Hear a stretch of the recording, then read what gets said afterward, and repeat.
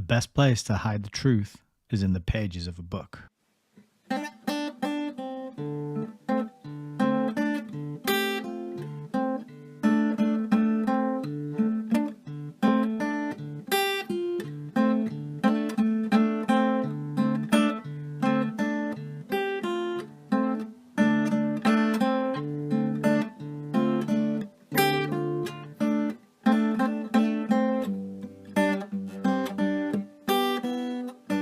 Maybe we should just read.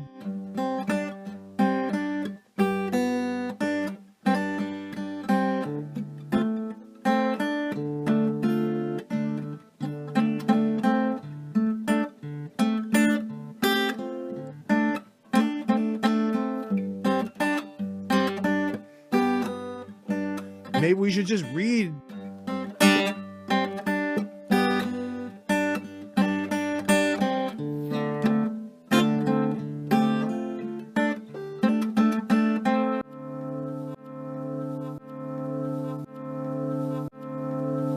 Welcome to Hayes Reviews.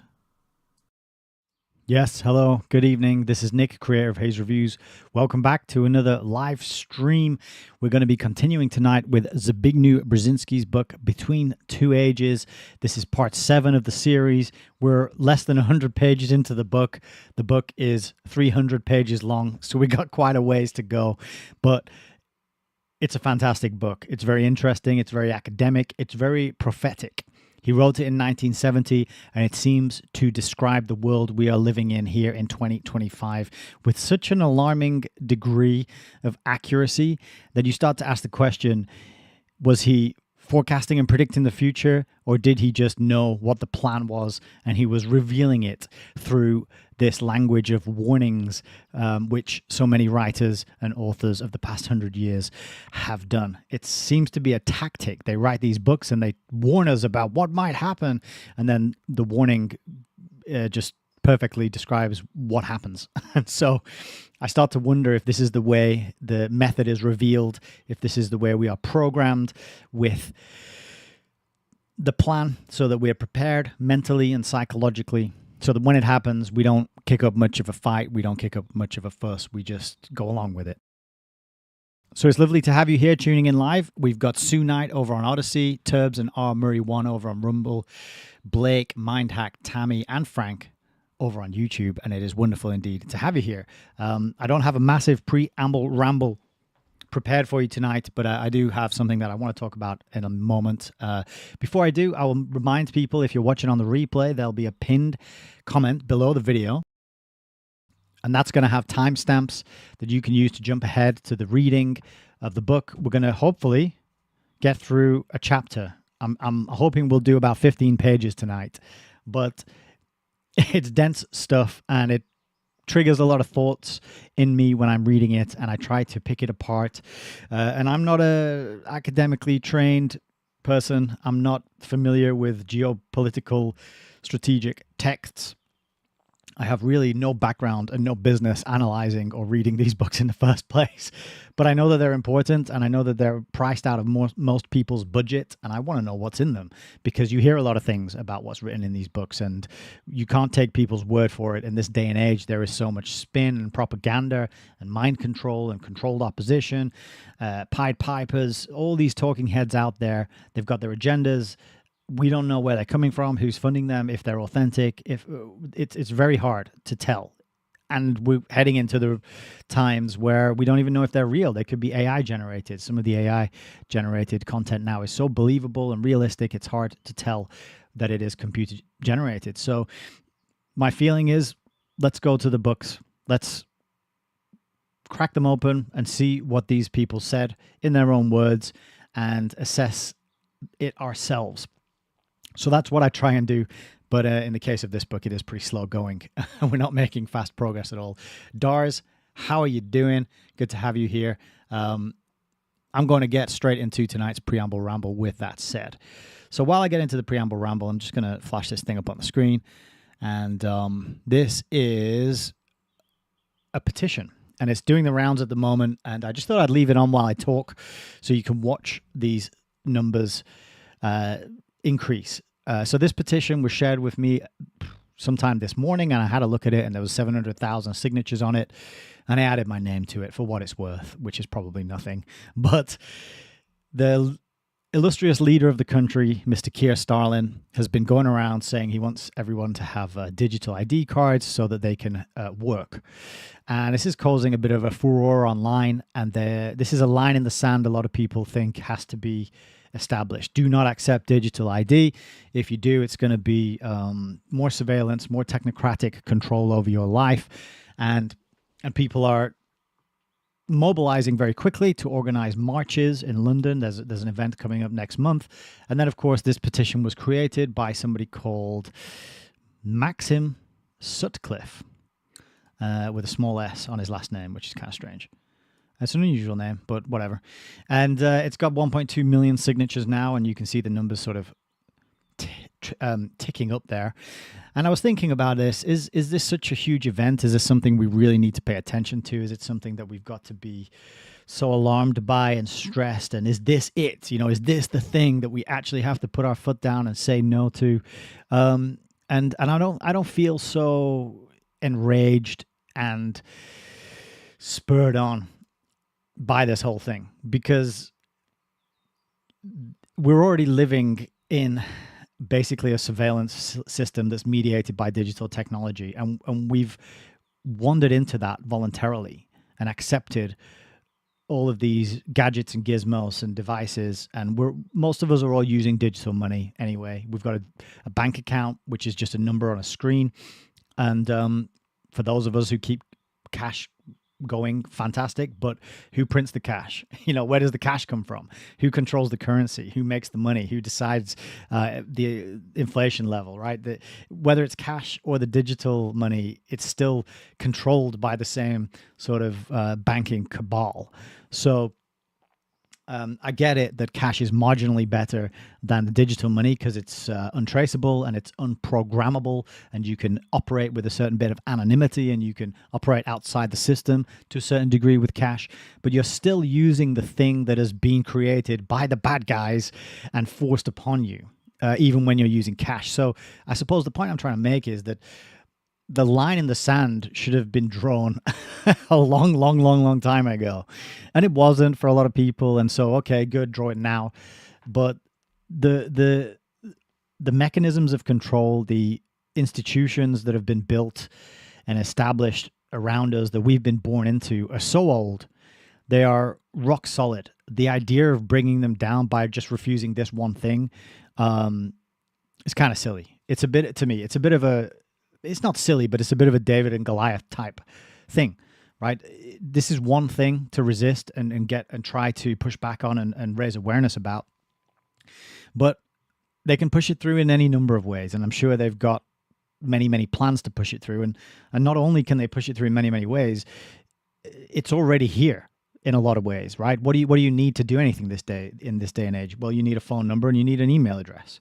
And without those two things, good luck getting anything done. Good luck managing any bureaucracy or getting much done in the way of operating in in society, right? Frank just said in the chat, marginally better. Crikey, Nick, absolutely better.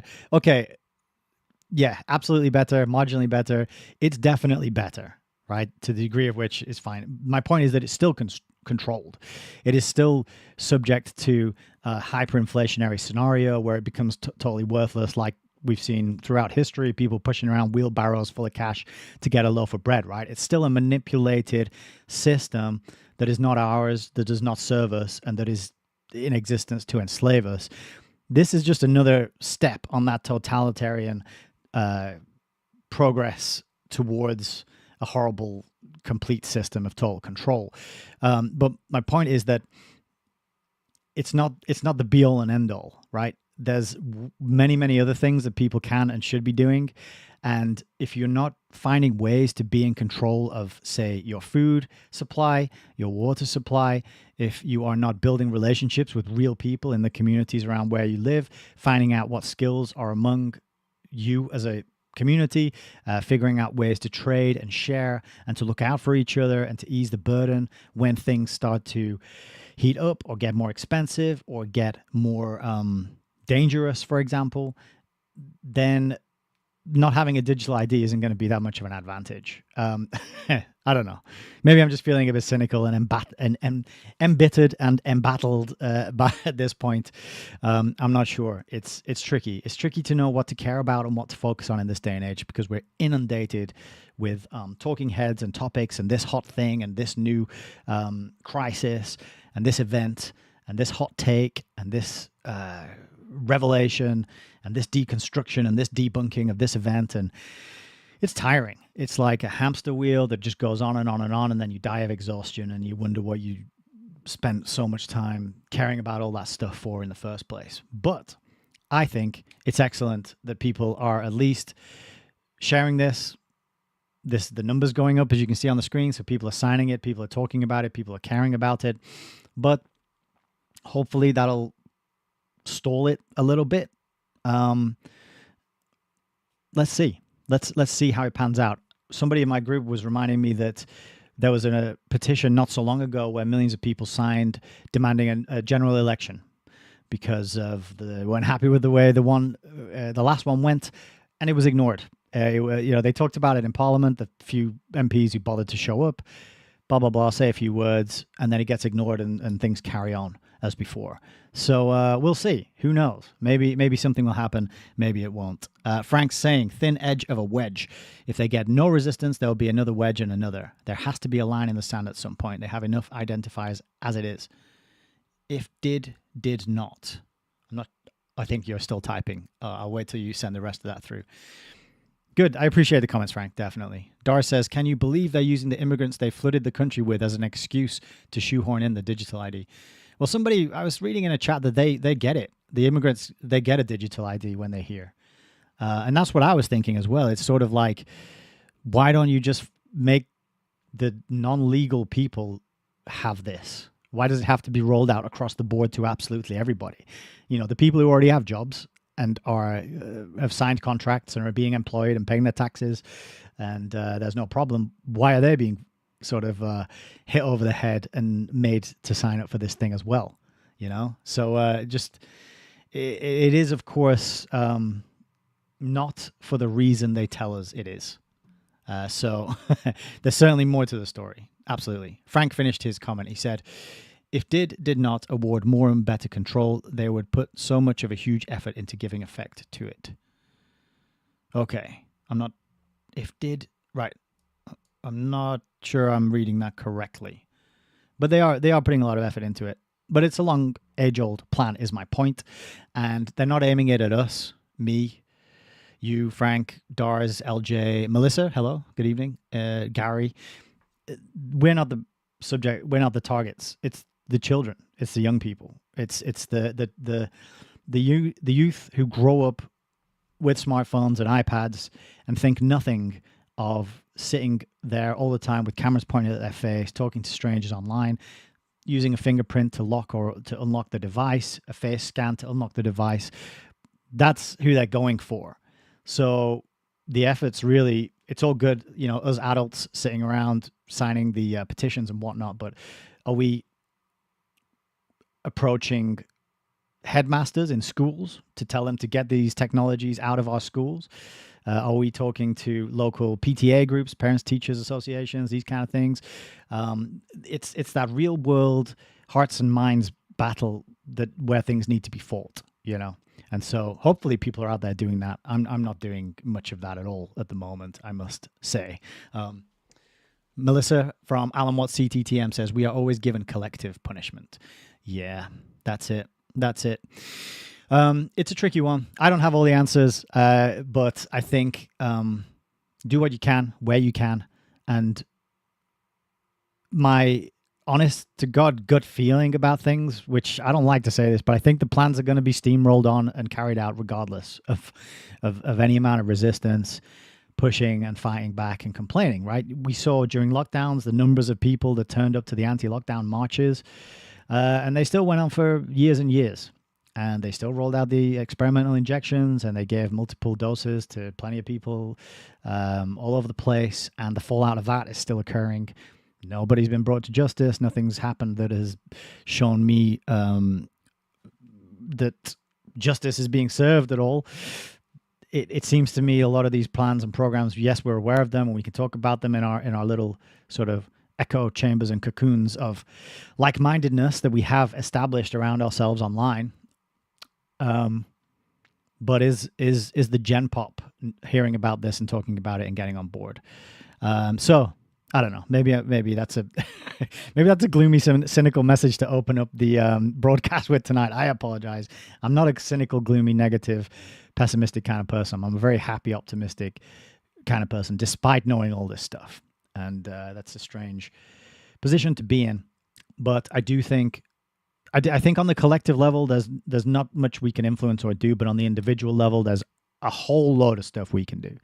On the individual level, with the people around us, the people we live with, that we live next door to, that we meet on a day-to-day basis, this is where we can do a lot. And when it comes to digital ID, I saw that Keir Starmer said, you got to carry it around on your phone. You're not going to be asked to show it. Stop carrying around the phone. There you go. Problem solved. Chuck your phone in the bin and say, what phone? That would solve the problem there, and like right away. Who's going to do that? You know, put your money where your mouth is, chuck your phone in the bin and stop carrying one around. Let's see how many people will be willing to do that. Or you could get a phone that doesn't allow you to download apps, and, you know, the kind of, I've shown it on the live stream before. I think I talked about it like 2 weeks ago. This little Mudita compact electronic ink phone. These are nifty little things. You can't install any apps on there. So there's no government making me install an app on that because it's not possible. Use a dumb phone, the old Nokia type things, the brick phone as they're called. And just throw away the ones that that are possibly compatible with digital ID. That's probably the easiest step, I think. Great activity in the chat tonight. Really good to see everybody. I'll apologize up front if I can't keep up with your comments and address them all. I would love to do that, but I only have so many brain cells, and operating the laptops and the cameras and the microphones and keeping an eye on things uses all of them pretty much, and talking at the same time, of course. But there you are, digital ID cards. It's a hot thing. Be aware, be cognizant of what's going on. It's a good time to have these kind of conversations with people and to talk about books such as Between Two Ages, the Technotronic era. Like, did you know that they were talking about the Technotronic era back in the 70s? Zbigniew Brzezinski, advisor to President Jimmy Carter, he wrote a book about it. And in that book, he talks about mass media and its impact and the adoption of these technologies and what it's going to do. And there's plenty of other writers who've done that as well. So it's actually a really good opportunity to get conversations started with quote unquote normies, and to show that there is this continuity, there is this history, there is this context. It's not just a new thing that's sprung up out of nowhere. It didn't start with Tony B. Liar and his push for ID cards, right? There's a real history that goes back, and you can wow and bedazzle people with your knowledge and start talking about this. I just see we got Mayday over on Odyssey as well saying, papers, please. It does seem a bit like that, doesn't it? It does seem a bit like that, yeah, papers, please. And what are they going to demand it for? What will they apply it to first? It'll be something that a bunch of the population cheer on. So illegal immigration is a lot of people will get behind that, you know, and they're very canny. They'll do something that the right will cheer for, and then they'll do something that the left will cheer for. And of course, that's the dialectic and how people are sort of frog marched and goose stepped into the systems and the outcomes that are planned for us, right? But there you go. That's my little intro spiel. I don't mean to spread any pessimism or negativity. I'm trying to say, don't get caught up in the hype. Don't get caught up in focusing on all the things that everyone's talking about and focusing on all the time, because it never ends. And there's always going to be a new thing to be outraged at, a new thing to be scared of, a new thing to be banging the drum about. Meanwhile, your life's slipping by. You're losing out on quality time with loved ones. Your health might be taking a hit because you're obsessively checking notifications and chat groups and watching the latest upload by whoever your favorite talking head is. Like, you've still got life, and it is still wonderful and precious and beautiful and worth protecting and enjoying and living to its fullest extent that you're capable of doing. And that could be something as small as learning to knit and making a jumper for somebody, you know, or sketching and doing a sketch of a flower in your garden, or going for a walk and enjoying the birdsong, or foraging for wild garlic. And I don't know, like, just there's so much you can do. There's so much that we can I just got distracted by a comment from Mayday there. She's disappointed in me. Or he. I don't know if it's a she or a he. I'll get to that in a minute. But my point is that you got to live your life. You can't just spend it being fearful and being scared and being angry and annoyed and irritated and all that stuff that comes up when we think about these kinds of agendas, typically. Mayday says, I can't tell you how disappointed I am that you've read all these books and you still don't get it. No, this is the hill it stops on. Once the cage door slams, there'll be no way back. It's not already here. You still have control, however twisted. That will be gone. All right. I appreciate that. I appreciate your message there. I do get it. I understand there's a cage door. But the thing is that when I say it's already here, I mean, are people going to give up their internet access and their digital devices? Are children going to give it up? Are you going to be able to protect your children from that? Mayday says, you're very naive. Makes me sad. Bye, Nick. Oh, bye, Mayday. It makes me sad that you're leaving. Oh, well. Hopefully I can make you happy again at some point in the future if you give me another chance. And I'm happy to be disagreed with. I'm not right about everything. Perhaps this is the hill to die on. Perhaps this is the fight. This is the reason we're all here incarnated at this time in history to fight this fight. Could be. I'll be doing my bit, sitting here talking about it, spreading awareness and explaining the continuity and the history behind it. We will be. This is my contribution. Okay, and so the signatures are going up, and hopefully we'll be listened to this time. This is a democracy after all, right? And what most people want tends to be what gets passed, I think. But that's kind of my thoughts on it. I don't have any more to say on that at this point. So before we get into the book tonight, I don't have a big, I don't have any more resources to go through or pages to look at. Really, we're just going to jump straight into the book. So before we do that, I'm going to remind you, allmylinks.com/Hayes Reviews. I am very keen on receiving support from kind people who find benefit in the work, and this is all the ways you can do it. And one of the things that I launched this week that I'm very excited about, that I am very happy to be able to bring to you and talk to you tonight, is here at the top of the list, and this is continuityofcontrol.com, and this is the open plan for world control. And if you click on that, you'll be taken to a little landing page that looks something like this. And I've been working on this kind of feverishly for the last 4 or 5 weeks or so. And it is a resource that you can grab hold of and you can use to accelerate your learning. And it's kind of, the concept really is a mountain of writing in minutes of reading. So I've gone through a bunch of books in my library. I've picked out some of the most interesting, revealing, alarming, wild quotes, and I've put them all together in one place, one handy little resource, and I've arranged them chronologically, and I've made it available for people so that if you do not have time to go through these books yourself, and there's about 3,900 pages, I think, across these 12 books, right? And if you don't have time or the access or the appetite to read all that, I've picked out and selected some of the juiciest, spiciest quotes, and I've put them into this little package, and you can sign up for free, and you'll get a different part emailed to your inbox, and they'll be delivered weekly, and each one focuses on a different author, a different book, starting with H.G. Wells's Open Conspiracy from 1928 and going all the way up to David Rockefeller's memoirs in 2002. And every email is just packed full of quotes, a little bit of commentary, a little bit of context.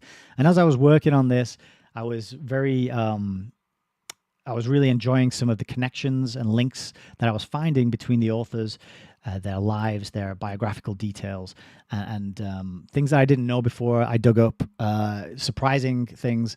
So I think this is really valuable. I think it will help people kind of get a good foundation. I think most people in this channel probably already know a lot of this stuff, but there'll probably also be some quotes in there that you may not have heard or seen before. So that is continuityofcontrol.com, and you can sign up and get this free copy of this unique chronological paper trail. And I got this art done by a very dear friend who I think did a fantastic job, and I think it looks really neat. And yeah, if you put a sort of name in there and then you whack an email in, that'll start the email sequence, and you can get the first one pretty much straight away. But that's the link to that is pinned at the top of the chats. And like I said, it's a good thing to maybe throw around in these conversations about digital ID. You know, you can say to people, well, there is history to these things. There are people who've said they've wanted to achieve this, and they wrote their plans down in books. And here's a handy resource where you can get up to speed nice and quickly, and you can do sort of 3 to 5 minutes of reading a week. And then over the course of the series, have a really nice foundation in the thinkers, the movers and shakers, the scientific elite who are bringing us to this wonderful technological dystopia that we are on the verge of plummeting into. So that is there for your use, and hope you enjoy it. If you do sign up, yeah, I think it's pretty good. I'm really proud of it. A lot of late nights went into that. Gary says sign up before digital ID doesn't allow email anymore. Yeah. Oh, now I'm like, oh, I shouldn't have said, oh, don't worry so much about this digital ID thing, you know. Of course, worry about it, but we're what are we? I don't know, 85% of the way there. So yeah, the cage door isn't quite shut, but is there realistically any way of preventing it from shutting? That's the question, I suppose. And maybe even if there isn't, we should still try, because I feel like that's a very important part of life. Even when the odds are stacked against you, if it's the right thing to tell the truth, or to the right thing that you want to do, or you feel compelled to do by your conscience, then you should do it anyway, right? So I do believe in that as well. I hope things will not be as bad as they look, because they do look pretty bad. I'm not going to lie. Right. So that's my little introductory spiel tonight. I don't have much more to say. I already feel like I put my foot in it. We should just get to the book as rapidly as possible so I don't lose any more followers. I don't think I've seen Mayday on the chat before, you know. Yeah, that was a good first a good first introduction. I disagree with you. Goodbye. But I respect that, you know. There's no point hanging around listening to people who you don't like and disagree with. Although maybe there is. Maybe it's a good practice, actually, to talk to people you disagree with and listen to people you disagree with, because you might learn something, right? If you just go around all day talking to people who agree with you, you're in an echo chamber. So you might have seen as well that on my Continuity of Control series, Between Two Ages is one of the books that I used. And it's pretty amazing that I haven't even read the whole thing, and I still had enough quotes to pick out and put in that series. And that's the case with First Global Revolution too. We haven't finished reading that yet over in Book Club. We're a good ways through it though, a good 2/3. But sometimes you don't even need to read the whole book to pick out that little nugget, which is revealing, which is very shareable. It's kind of like a meme, right? You pull these quotes out, you share them around, and you tell people, look, isn't it amazing that this is written down in a book and just published there? And what does it mean? What does it, do we need to take them seriously? Because these are their own words, right? Do we need to take David Rockefeller seriously when he says he's trying to create one world and he's working with a cabal against the best interests of the United States? He says that in his own book. Do you want to take him seriously? Or do you think he's just saying that for what? You know, to get more clicks, to sell more books? Do you think David Rockefeller really needs to to sell as many books as he can? You know, so yeah. Zbigniew Brzezinski, he's in there along with Aldous and Julian Huxley. So Charles Galton Darwin's in there.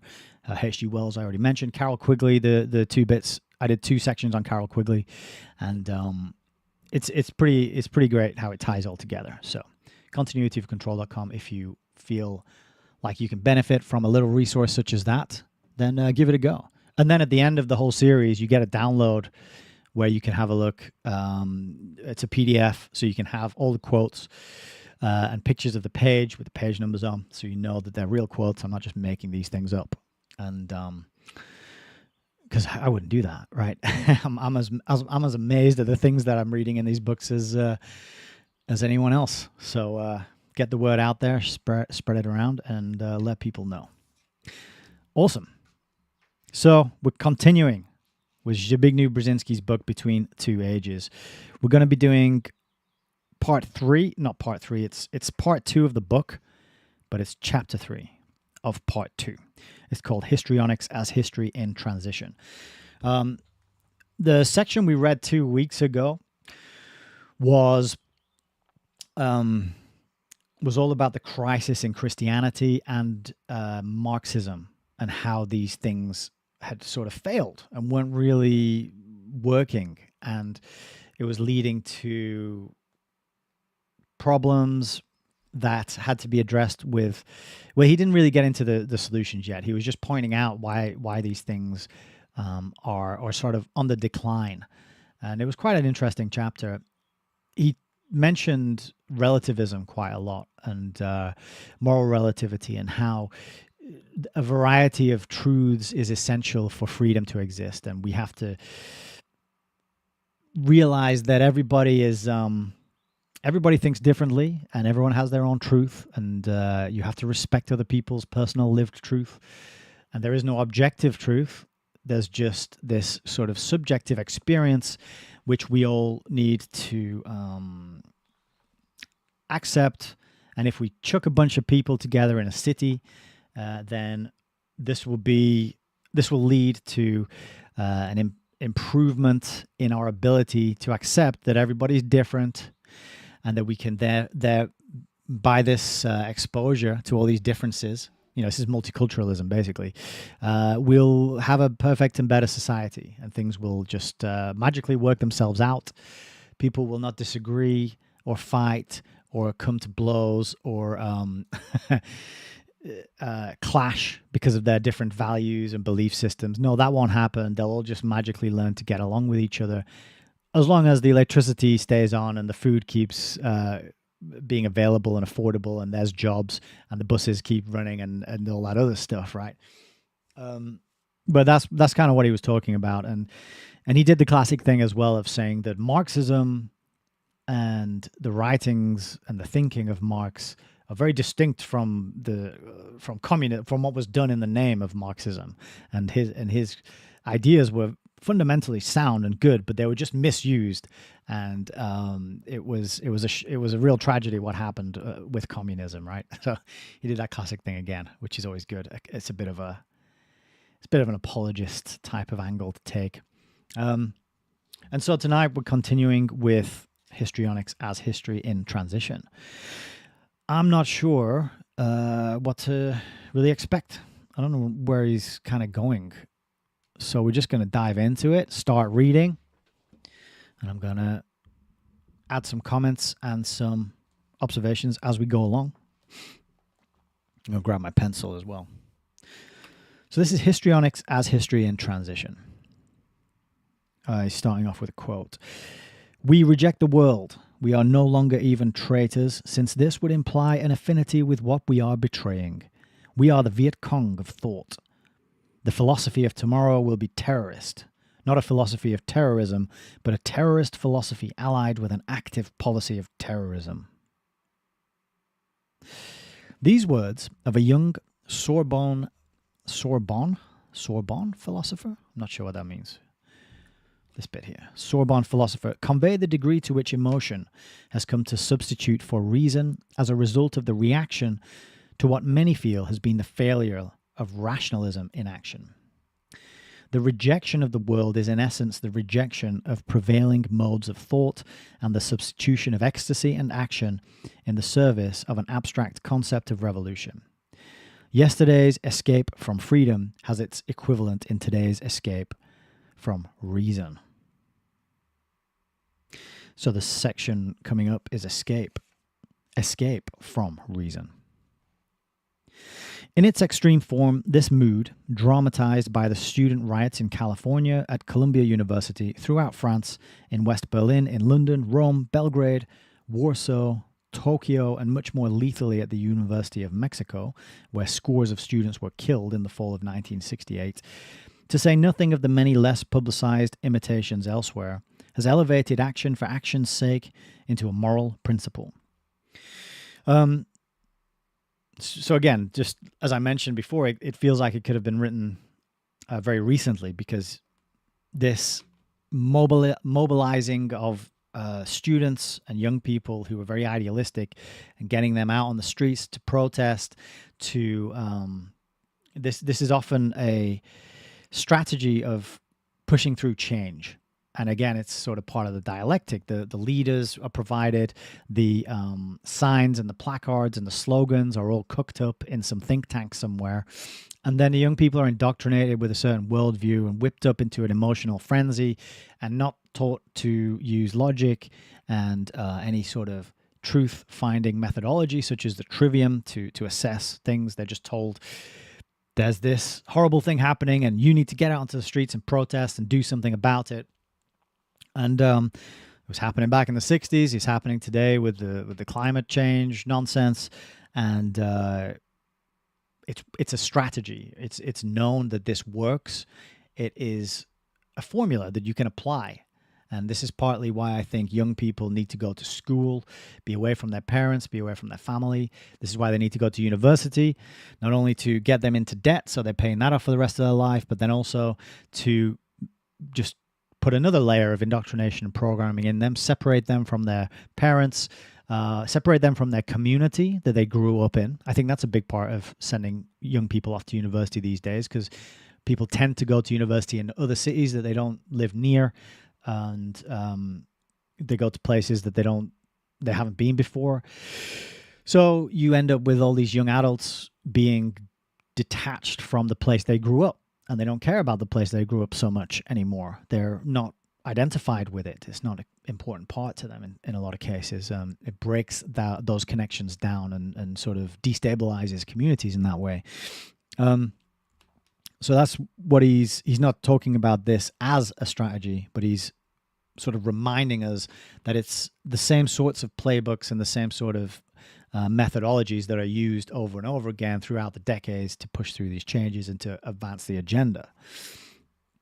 And it's often a moral principle that drives people, right? It's the good intentions that pave the road to hell. But we got another quote. Action is the only reality, not only reality, but morality as well, proclaimed Abbie Hoffman, the leader of the American Yippies. He was echoed both more belligerently and more ecstatically by his German counterpart, Daniel Cohn-Bendit, the leader of the 1968 French student strike, who declared that violence is happiness. That's an Orwellian phrase, if ever I heard one.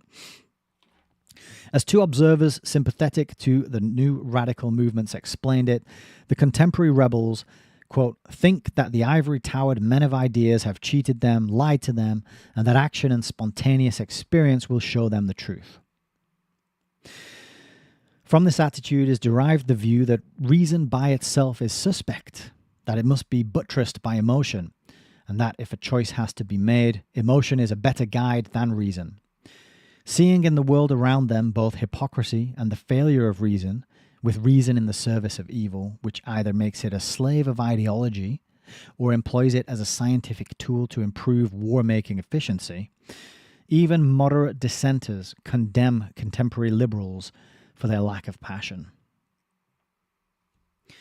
So they're sort of saying reason and emotion need to be combined, or at least one is required to balance or even out or temper the other one. And either of them taken, well, not either of them taken separately. They're not. It's not so much of a comment on emotion, is it? But reason just taken on its own is cold, it's calculating, it's psychopathic. There's no compassion, there's no empathy, there's no love, there's no care. And then it can be turned to the service of evil. And then, of course, that is, then it becomes, interestingly, he's used this phrase, a scientific tool to improve war-making efficiency. And that's kind of a theme throughout the continuity of control is scientism and Julian Huxley's scientific humanism as the philosophy of UNESCO, And of course, we got Bertrand Russell in there talking about the impact of science on society. And H.G. Wells proclaiming that science needed to be at the heart of the open conspiracy, which would constitute a new world religion. So that is fitting very nicely with the continuity that he's talking about, a scientific tool. And then, of course, we've got science in the present era bringing us all these wonderful AI tools and large language models and QR codes, blockchains, etc., etc. But continuing, he says, in cold reason, they saw more than a mere absence of moral indignation, a commitment to the status quo, a willingness to effect only marginal change, and a determination to avoid confronting the more basic moral issues. Reliance on passion and action had the added advantage of not requiring a programmatic blueprint. In contrast, the old ideologies offered both a critique of the present and a blueprint for the future, thus opening themselves to criticism on the level of both practicality. Is their utopia attainable? And performance. Why hasn't the utopia been achieved? The politics of ecstasy do not require a program to generate action, and their adherents were therefore not greatly troubled by the patronizing criticism of their programmatic vacuity advanced from the socialist old left and from the established communist parties. On the contrary, they argue that it is not through institutional reforms spelled out in programs, but through the creation of a community of emotion that true freedom can be attained. Okay, so it's not about coming up with a plan and thinking it through and working out the steps involved and the effects of those steps and the resources needed and the changes and the logical progression in order to get that end state of freedom and to make it happen. No, it needs to be a community of emotions. It needs to be, I suppose, some sort of sense of injustice, some righteous anger, some determination, some love, some kindness, right? That's going to be what drives through this push towards freedom and the attainment and the achievement of freedom. By creating that emotional state, he says, the rebels of the late 1960s hoped to overcome the sexual oppression and one-dimensional quality of modern industrial society. Herbert Marcuse's one-dimensional man has provided them with an intellectual frame of reference, much as Frantz Fanon's books exalting racial violence have done for the rebels in some areas of the Third World. Though his advice and program are limited, quote, for the moment, the concrete alternative is still only the negation. The call for true freedom, however, permits the subversion of conventional freedom, and herein lies one of the basic contradictions of the movement. Yeah, true freedom is actually quite a scary thing, because true freedom is like ultimate responsibility. You have really no one to rely on, no safety net to speak of. There's no obligation for anybody to help.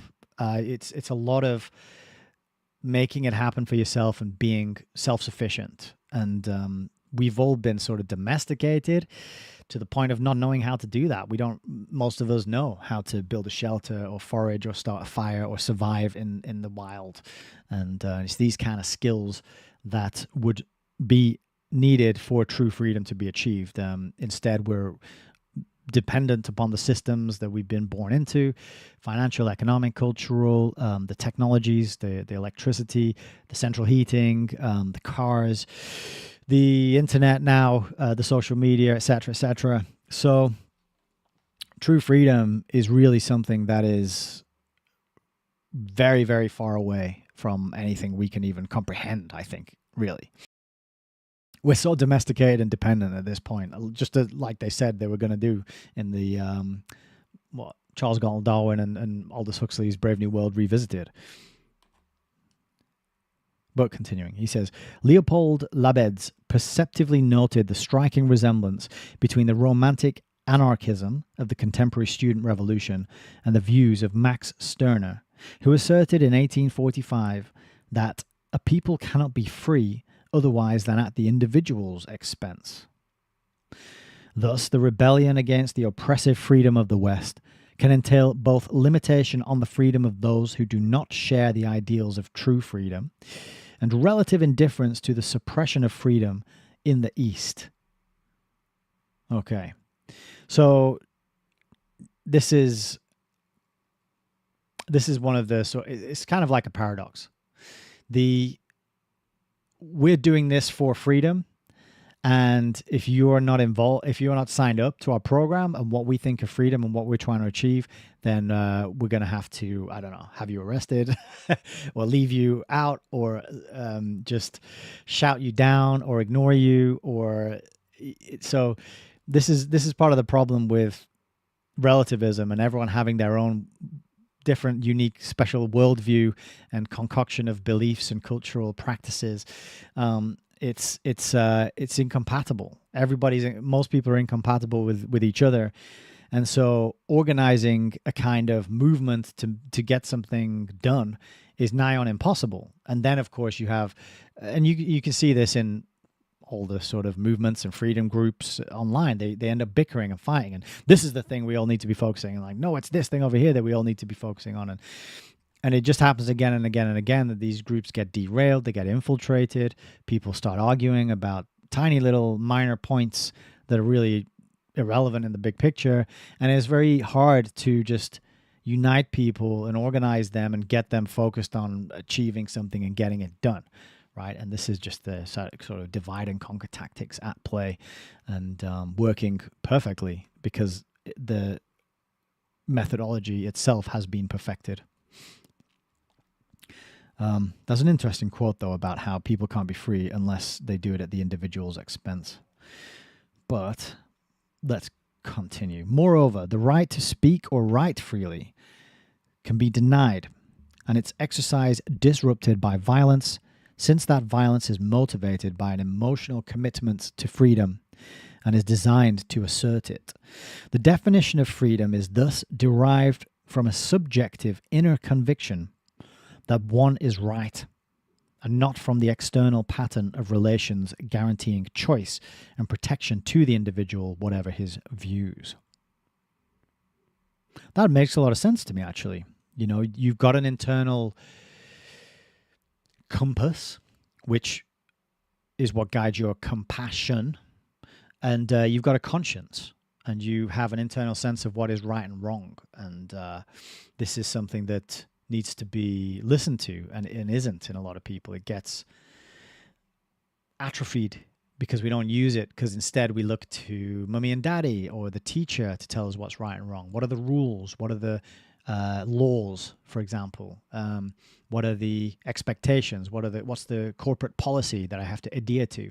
And there's all these external sources of what to do and what not to do, rules and regulations, etc., that we just become totally out of touch with our inner sense of what is right and wrong.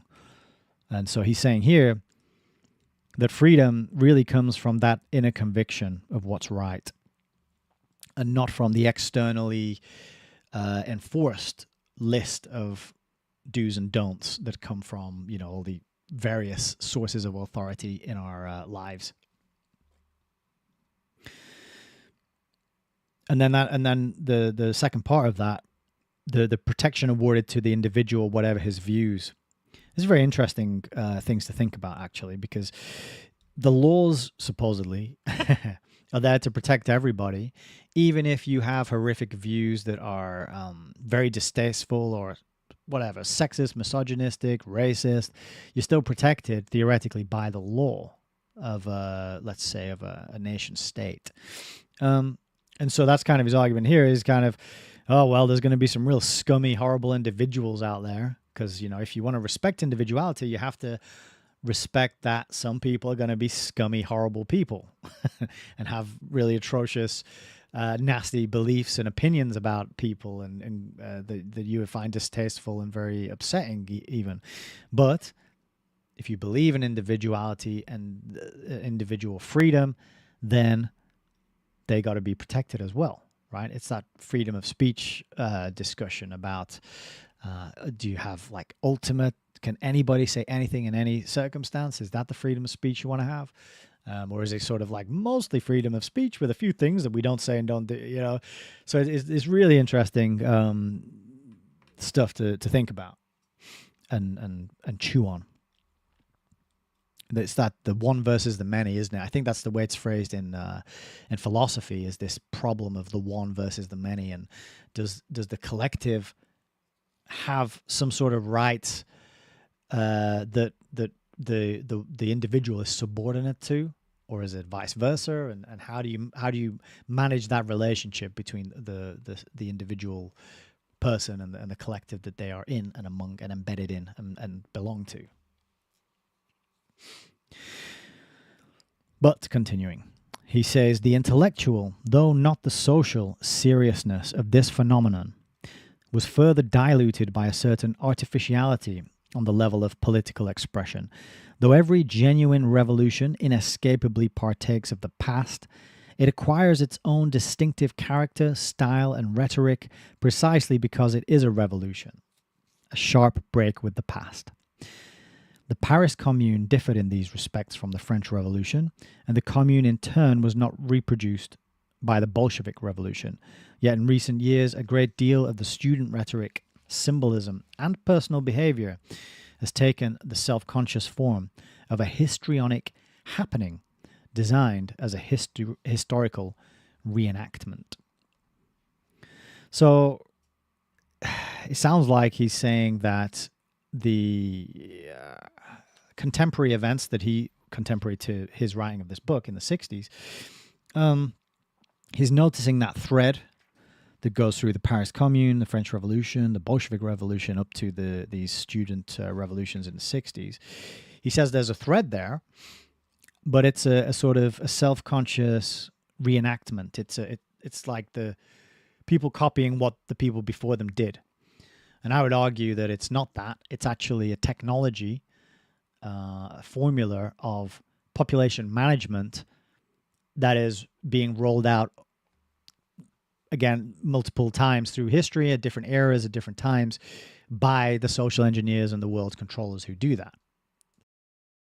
These are the kind of sciences, and this is the kind of knowledge that is occulted, how to get a revolution up and running, and how to tailor it to the specific historical context that you're operating in, and the mindset and the psychology of the population that you're working on, to get them to go through with it and sign on to it and believe in it, right? And that's what I think he's leaving out and not mentioning, that this is being orchestrated, from the Paris Commune through the French Revolution to the Bolshevik Revolution to the student uprisings of the 60s. In each case, is being orchestrated by the hidden hand or the secret societies or whoever it is that has that knowledge that does those things. But he's not going to tell you that. But maybe he didn't know, right, in his defense. Alan Watt wasn't there around at the time putting out his talks on every Sunday for the benefit of Zbigniew Brzezinski to learn from, right? So maybe he was just nescient of that particular angle on things. But continuing. At times, it was the French Revolution that seemed to provide the scenario, especially in France, but more often it was the Petrograd and Havana that were being reenacted. The student leaders imagined themselves as historical figures, but in their imitativeness, they often verged on the absurd. During the 1968 crisis at Columbia University, the leader of the student militants issued a pamphlet bearing Lenin's title, "What is to be done?" And actually, that's funny that I'm reminded of the subtitle to H.G. Wells' Open Conspiracy, or either an earlier version of it. It was called "What Are We to Do with Ourselves?" That was kind of the subtitle of it. So, what is there to be done? What are we to do with ourselves? Well, we'll have a revolution, obviously. So that's Lenin's title, "What is to be done?" And students occupying one of the buildings proclaimed themselves a commune. Revolutionary beards in styles ranging from Lenin to Castro to Marx, and combat fatigues a la Guevara were almost mandatory costumes against a decor of either red or black flags. So yes, costumes indeed. So you get a fashion, you get a style, and this is part of culture, your cult. This is the clothes you wear, the things you say, and the way you look to signify the group that you belong to. And, we're humans. We want to belong, want to be accepted and recognized by the people around us. We don't like to feel different or alien, because that means, or that meant back in the olden days, being ostracized from the group and then kicked out of the village and then fending for yourself in the wild. And as I mentioned earlier, most humans don't really know how to do that. And we don't tend to fare very well on our own in the wild. So having a culture that you can enact signals to other people that you are safe and you're one of their group, and let you belong, and then they'll share their food with you, and they'll let you sleep on their settee and kind of help you out and when you need it. But this is all created and planned and designed and handed out to people, and I think that's kind of the missing piece of the narrative that gets left out so often in these sort of books. But continuing. Even the violence was often more theatrical than real. In Tokyo, it took the form of stylized battles in which armored combatants employed shields and spears. In Paris, a tacit agreement between the police and their opponents limited weapons to those used in the Stone Age: rocks, cobblestones, and clubs.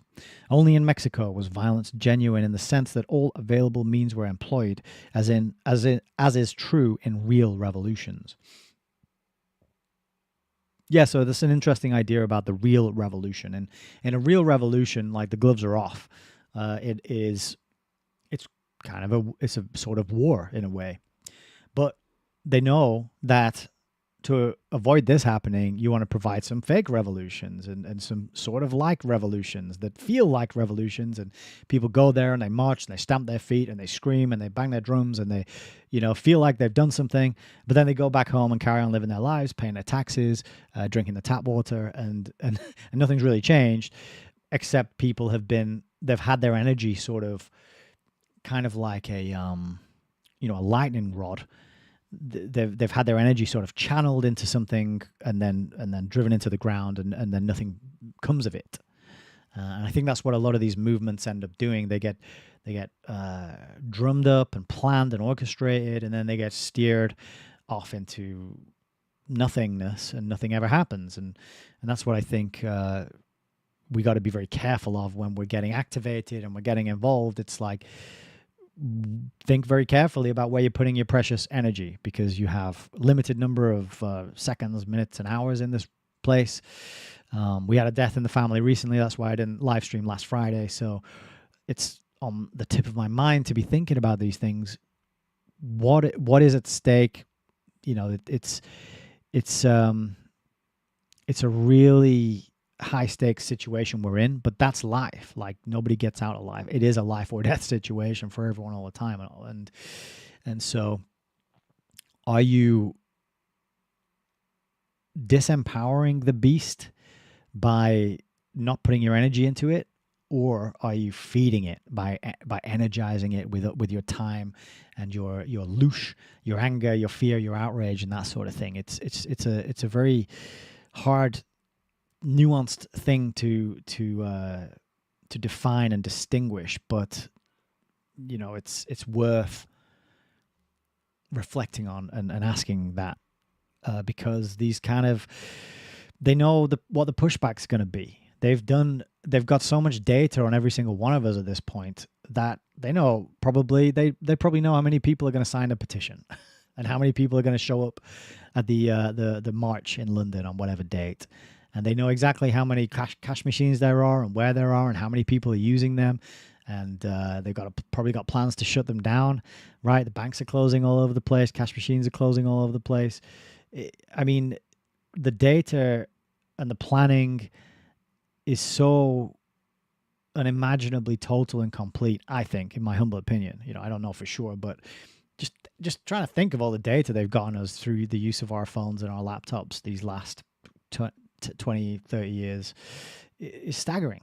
It really is. So if things were never left to chance before they harvested all this data, in times gone past where revolutions were orchestrated and wars were planned and carried off, and without a hitch pretty much, and then the true history was buried and not written and papered over with a lot of false narratives.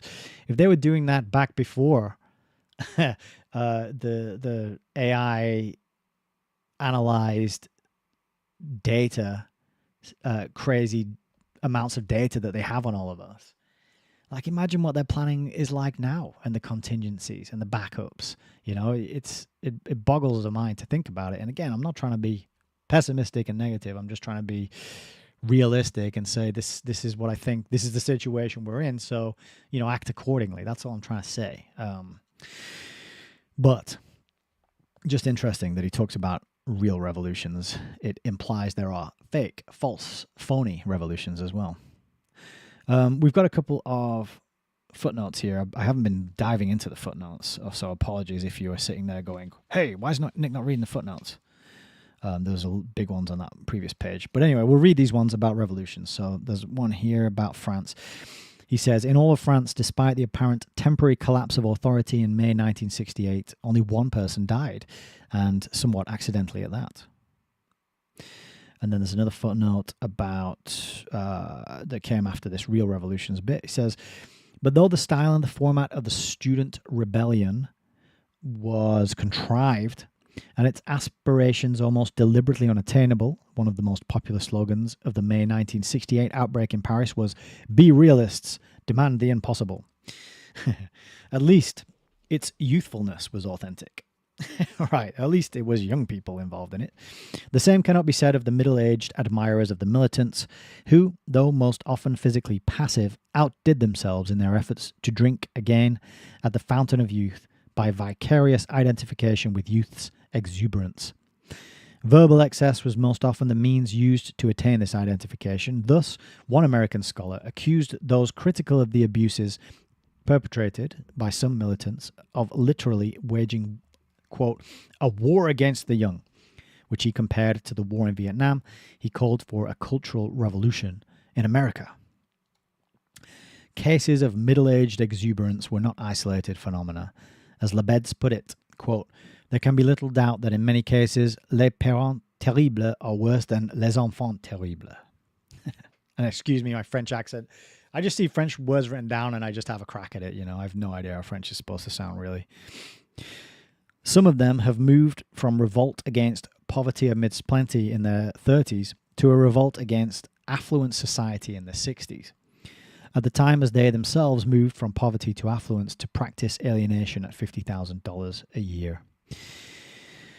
The revolutionary establishment of New York and London, thrilled with revolutionary prospects and displaying the characteristic salon mausmus, contributes to the orgy of snobbery attendant upon the current utopian wave. Long before the Black Power spokesman asked the students assembled at the London School of Economics to establish the Revolutionary Socialist Student Federation whether they know how to make a petrol bomb, the New York Review of Books published a diagram of and a recipe for a Molotov cocktail on its cover page. Wow. This has not prevented, of course, its political writers from deploring American violence. In France, the self-abasement of the elderly progressives reached its peak during the May Revolution. At the meeting of Jean-Paul Sartre with the students at the Sorbonne, Max Paul Fouché exclaimed with pathos appropriate to the occasion, quote, representing a generation which has failed, I ask you not to fail. That's from Leopold Labed's Students and Revolution, a survey, it's a July 1968 book. So a lot of history here that I'm not that familiar with, if I'm being honest. But interesting to get his take on it. And that talking about the middle-aged exuberance is quite interesting to me as well, because once a revolutionary, always a revolutionary. You know, it's hard to let go of the things that we cared about passionately when we were younger, and we are want to be drawn back into those kinds of issues and movements, I think. So it just goes to show the impressive abilities of the planners and the social engineers, that they can account for where you're going to be in your like I'll give you an example.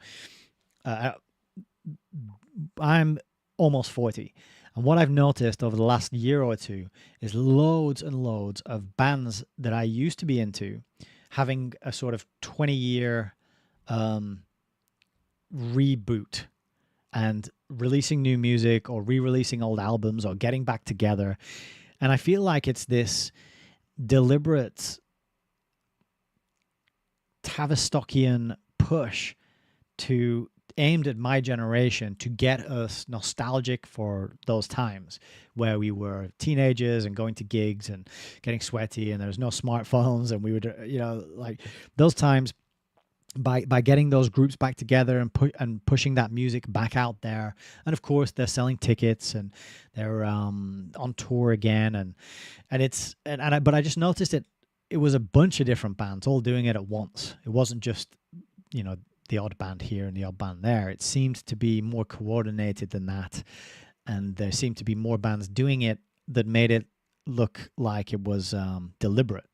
So that's just an example of how not only is each generation given its own culture, but then things are already planned for when they hit, like Blake just said, the 30s are the best years. Things are already planned to impact and affect you when you hit that stage in your life and beyond, right? I really do think that it's planned to that kind of level and that sort of detail. But, you know, is it? You've got to decide, make your own mind up. But I think so.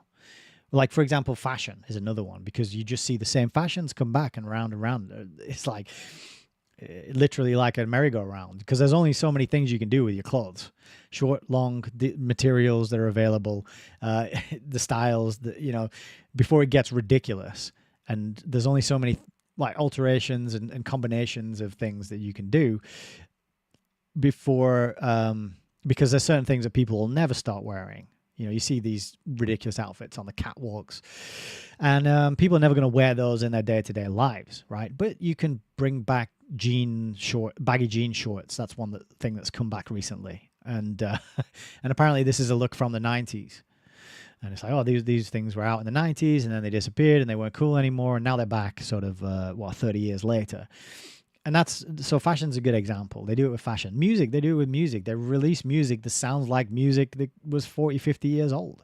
Bands that have the same sort of vocal stylings of singers that were popular 40, 50 years ago, right? So they just recycle the same things over and over and over again. Once it's not in living memory anymore, they bring it back and put it out there again, and this new crop of people like, wait, yeah, we like that. Because they don't know that their grandparents were into the same sort of thing, because they don't talk to their grandparents, and then they're not going to be into what their parents are into, right? You got to reject what your parents are into, because your parents are dumb and they don't know anything and their taste is terrible. You like it when you're a kid and you go along with it when you're a kid, but then you become a teenager and you're like, oh, I don't like that kind of crap. You got to listen to this new stuff with all the the shouting and the swearing in it. You know, that's where it's at or whatever. So it's there's only so much they can bring out. And therefore, it has to go on this kind of cyclical routine that I think when you start to look at those patterns and spot them, then you can see that, oh, actually, there is just a cultural creation going on here. It's not organic. It's not that people come along and they decide to sound like those musicians from 40 years ago. It's actually just a planned step-by-step thing to keep generations separated and busy and occupied and in their own little bubble of the things that they enjoy and they like and they identify with. Okay. Let's carry on. Page 99. He says, to define the historical significance of these events, it is necessary to look beyond the violence and the slogans, beyond the superficial similarity among the outbursts that swept so many cities in so many parts of the world in so short a time. And, again, he could be talking about like the BLM stuff that all kicked off back in 2019? No, 2020. Just all this one event, and then the world's attention was hyper focused on it because of social media and YouTube and the algorithms making everybody look at it and see it. And then boom, you got all these events kicking off in various cities all over the world in different countries. It was crazy. But again, they did it back in the 60s. They did it again in the 2020s. It's a method. It's a... what's the word? I always forget this word. It's a tactic. It is a technique. That's the word I'm looking for. It's a technique, as Alan Watt would say. But let's go to Zbigniew. Says, a closer analysis immediately reveals an important distinction.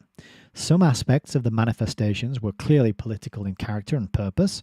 Others, though linked with the political, though sharing with it a certain universality of aspirations, and though providing it with a mass emotional base, were much more socio-psychological in origin and vaguely moral and ethical in content.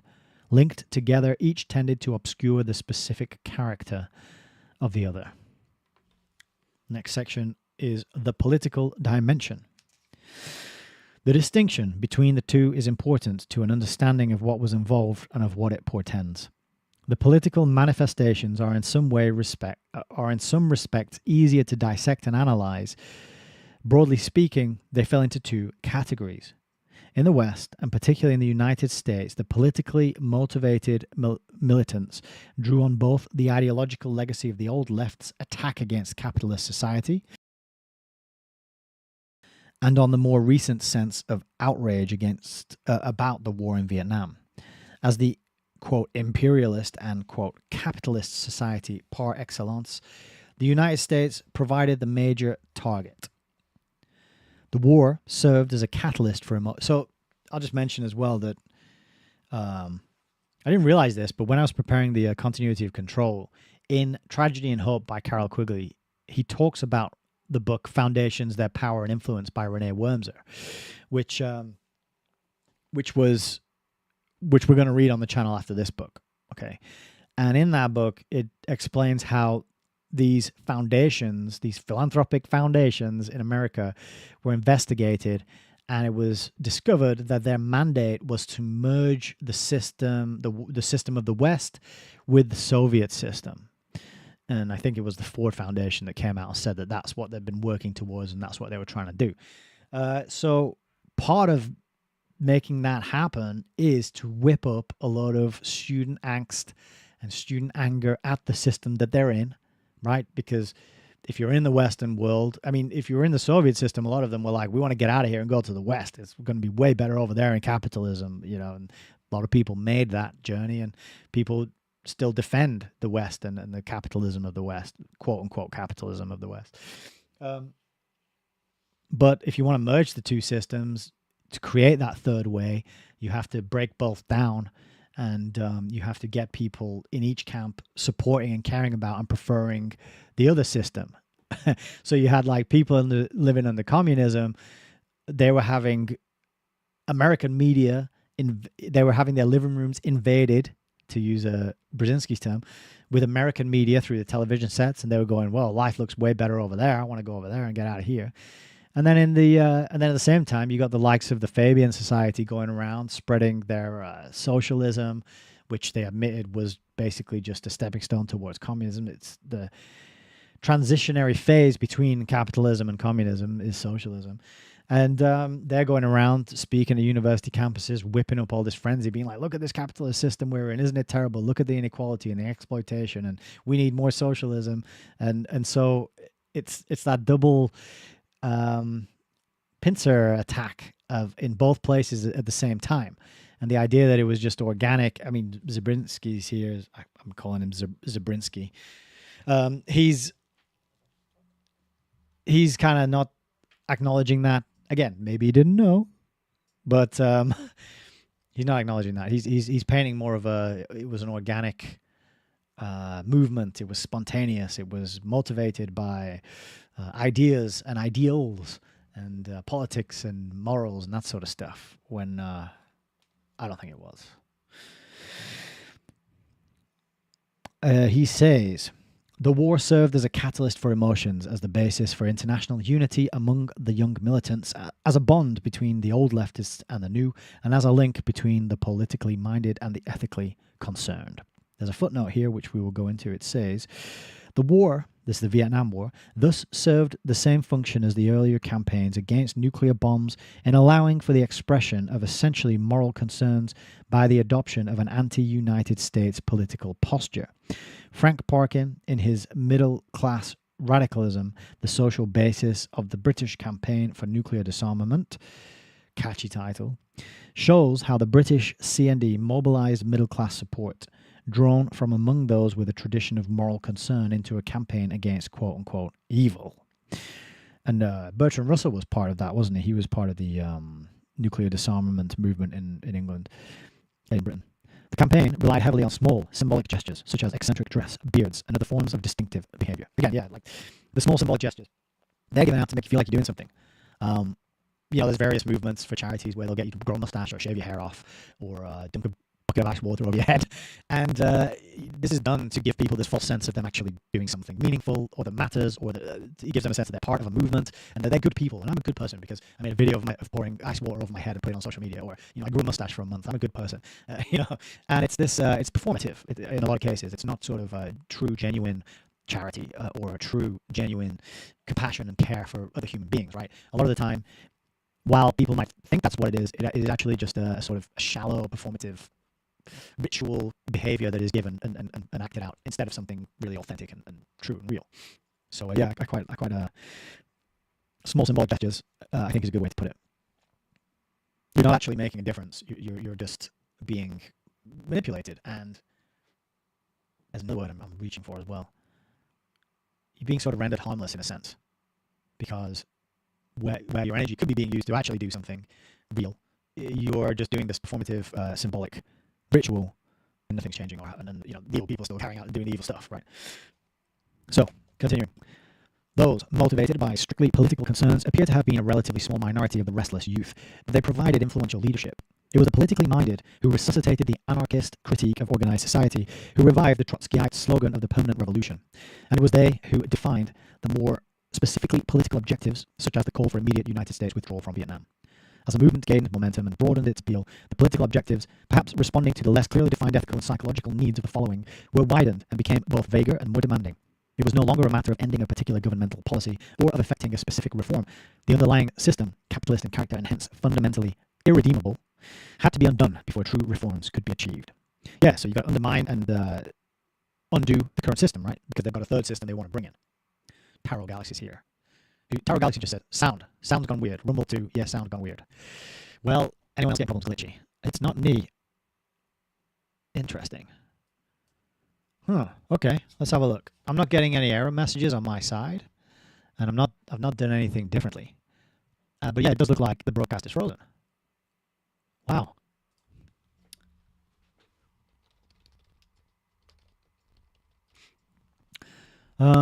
We'll hang fire a little bit. We'll see if it comes back on.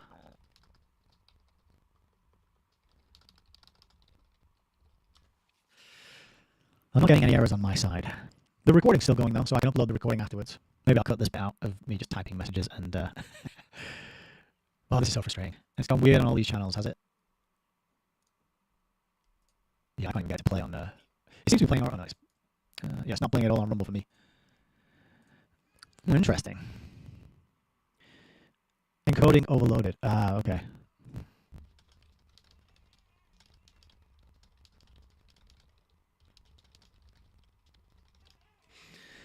Consider turning down the video settings. Okay. Output.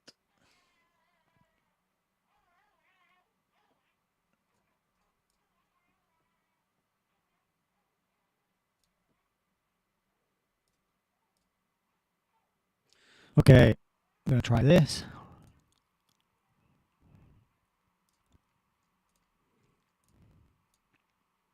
Zbigniew. I don't know if we can get this back on. I don't know if we get this back on path.